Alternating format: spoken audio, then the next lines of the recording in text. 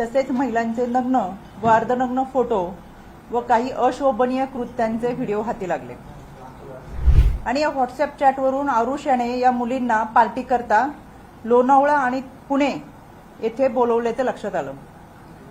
पोलिसांनी छापा टाकला त्याच्या अगोदर सुद्धा 2 दिवस म्हणजे 25/7/2025 रोजी त्याच ठिकाणच्या हॉटेलमध्ये रात्री 10 ते पहाटे 4 वाजेपर्यंत दारू व हुक्का पार्टी चालू होती।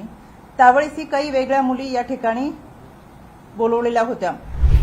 सिनेमामध्ये शूटिंग करण्याच्या निमित्ताने संपर्क साधलेला आहे।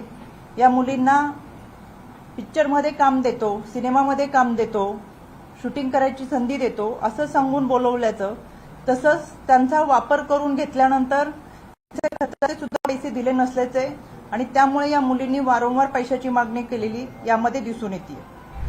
या हिडन फोल्डरमध्ये महिलांचे आक्षेपार्ह फोटो, व्हिडिओ आणि खरं तर या मुलींसोबत लैंगिक अत्याचार झाल्याचे दिसून येते।